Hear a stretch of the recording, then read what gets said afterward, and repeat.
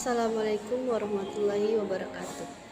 Perkenalkan, nama saya Fitri Amir dari kelas Gizi C tahun 2022 dengan NIM B042234 dan dosen pengampu Ibu Anissa Dwi Rizky Abdullah MSI APT, Program Studi S1 Gizi Universitas Sulawesi Barat. Baik, materi yang akan saya bawakan adalah reaksi kimia. Saya akan menjelaskan pengertian reaksi kimia, ciri-ciri reaksi kimia, dan juga faktor-faktor reaksi kimia. Baik, yang pertama pengertian reaksi kimia. Reaksi kimia merupakan suatu proses saat suatu zat atau reaktan berubah menjadi zat yang berbeda dan kita sebut sebagai produk. Materi reaksi kimia mempelajari tentang perubahan kimia. Perubahan kimia merupakan perubahan materi yang menghasilkan jenis dan sifat materi yang berbeda atau baru dari zat semulanya. Lebih singkatnya, reaksi kimia juga bisa kita sebut sebagai proses perubahan zat yang menghasilkan produk yang baru. Contohnya seperti gula ditambah air ditambah daun teh menjadi teh manis. Selanjutnya, ciri-ciri reaksi kimia. Yang pertama, perubahan warna. Yang kedua, menghasilkan gas. 3, terbentuknya endapan. Dan keempat, perubahan suhu. Dan yang kelima, emisi cahaya. Baik, ciri yang pertama, perubahan warna. Peristiwa perubahan warna dapat terjadi ketika memanggang kue berwarna pucat, lalu berubah menjadi coklat ketika dipanggang. Perubahan warna tersebut karena reaksi kimia yang disebabkan oleh soda kue.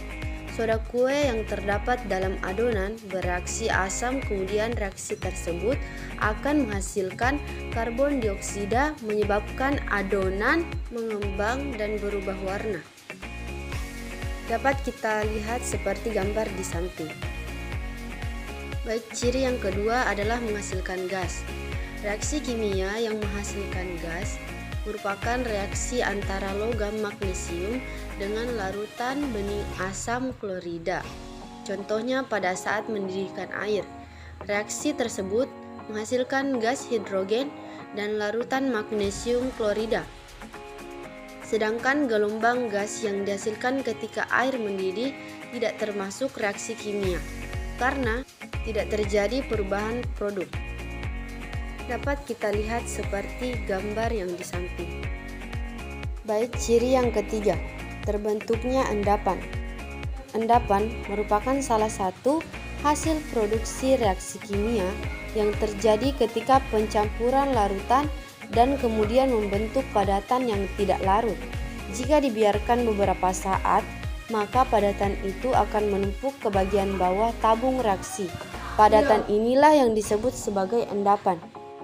Dapat kita lihat sebagai contoh gambar di samping. Selanjutnya, perubahan suhu. Perubahan suhu contohnya ketika kita menyalakan kembang api yang berwarna-warni saat tahun baru. Warna ledakan pada kembang api bergantung pada elemen apa yang ada di dalamnya.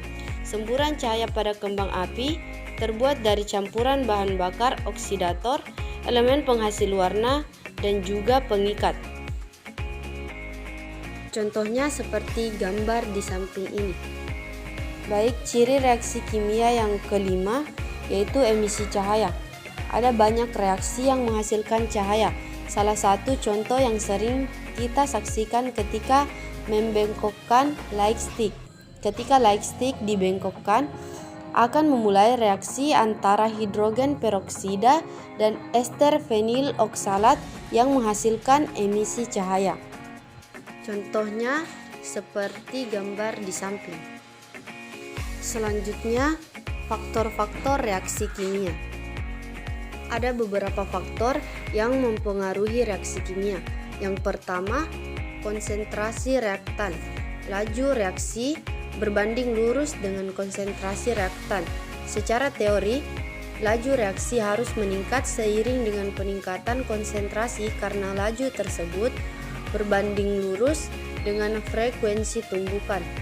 Laju reaksi akan menurun seiring waktu karena konsentrasi reaktan menurun. Faktor yang kedua yaitu tekanan. Tekanan adalah cara lain untuk mengekspresikan konsentrasi gas. Jumlah tumbukan akan meningkat seiring meningkatnya tekanan gas. Oleh karena itu, laju reaksi yang melibatkan reaktan gas juga meningkat seiring meningkatnya tekanan.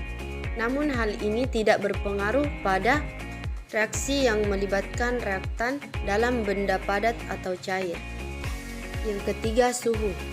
Suhu juga mempengaruhi faktor pada reaksi kimia. Energi kinetik akan meningkat dengan kenaikan suhu.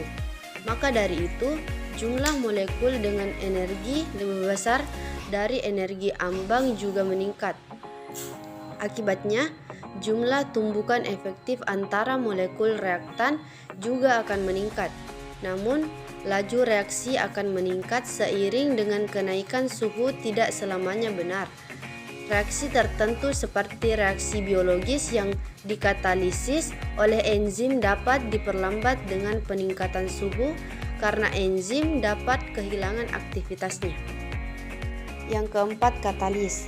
Katalis adalah sebuah zat yang mengubah laju reaksi tanpa dikonsumsi atau mengalami perubahan kimia selama bereaksi. Katalis meningkatkan laju reaksi dengan menyediakan jalur baru dengan energi aktivasi yang lebih rendah ketika bereaksi. Dalam kasus reaksi yang dapat dibalik, katalis menurunkan energi aktivasi dari reaksi maju dan mundur pada tingkat yang sama dan membantu dalam mencapai keseimbangan yang tepat. Beberapa zat dapat menurunkan laju reaksi ini, umumnya disebut sebagai katalis atau inhibitor negatif. Mereka mengganggu reaksi dengan membentuk kompleks yang relatif stabil dan membutuhkan lebih banyak energi. Dengan demikian, kecepatan laju reaksi jadi berkurang. Yang kelima, sifat reaktan. Laju reaksi bergantung pada sifat ikatan dalam sebuah reaktan. Biasanya, senyawa ionik bereaksi lebih cepat daripada senyawa kovalen. Reaksi antara senyawa ionik dalam air terjadi sangat cepat karena hanya melibatkan pertukaran ion yang telah dipisahkan dalam larutan air. Yang keenam, orientasi spesies yang bereaksi. Reaksi antara reaktan hanya terjadi ketika mereka bertumbukan dengan orientasi yang benar di ruang angkasa. Semakin besar kemungkinan tumbukan antara reaktan dengan orientasi yang tepat, maka semakin besar pula laju reaksi. Orientasi molekul mempengaruhi faktor probabilitas. Molekul sederhana memiliki lebih banyak cara orientasi yang tepat untuk bertumbukan. Oleh karena itu, faktor probabilitasnya lebih tinggi daripada faktor molekul kompleks. Yang ketujuh, luas permukaan. Laju reaksi akan meningkat jika luas permukaan reaktan padat bertambah. Permukaan padat dapat ditingkatkan dengan cara mengubahnya menjadi bubuk halus. Misalnya, reaksi antara seng dan asam klorida terjadi dalam hitungan detik jika logam seng menjadi bubuk halus. Tetapi reaksinya akan lebih lambat jika berbentuk kawat seng. Hal ini juga berlaku untuk katalis padat yang biasa digunakan dalam bentuk bubuk halus saat melakukan reaksi kimia. Misalnya niken bubuk halus yang digunakan selama hidrogenasi minyak. Yang kedelapan, intensitas cahaya. Laju reaksi fotokimia yang terjadi dengan adanya cahaya akan meningkat seiring dengan peningkatan intensitas cahaya. Dengan meningkatnya intensitas, jumlah foton dalam cahaya juga meningkat. Oleh karena itu, lebih banyak molekul reaktan mendapatkan energi dengan menyerap lebih banyak foton dan mengalami perubahan kimia. Misalnya, laju fotosintesis akan lebih banyak pada hari-hari cerah dibanding ketika musim hujan. Namun, beberapa reaksi fotokimia yang melibatkan radikal bebas tidak berpengaruh oleh intensitas cahaya. Satu foton saja sudah cukup untuk memicu pembentukan radikal bebas. Dan faktor yang terakhir yaitu sifat pelarut. Pelarut dapat mempengaruhi laju dengan banyak cara. Pelarut digunakan untuk melarutkan reaktan. Biasanya pelarut akan membantu memecah gaya kohesif antara ion atau molekul dalam benda padat. Molekul polar cenderung lebih larut dalam pelarut polar dan bereaksi lebih cepat di dalamnya. Sedangkan molekul nonpolar lebih menyukai pelarut nonpolar. Baik, itulah tadi materi yang dapat saya sampaikan. Semoga materi tadi dapat bermanfaat bagi kita semua. Sekian dari saya. Wassalamualaikum warahmatullahi wabarakatuh.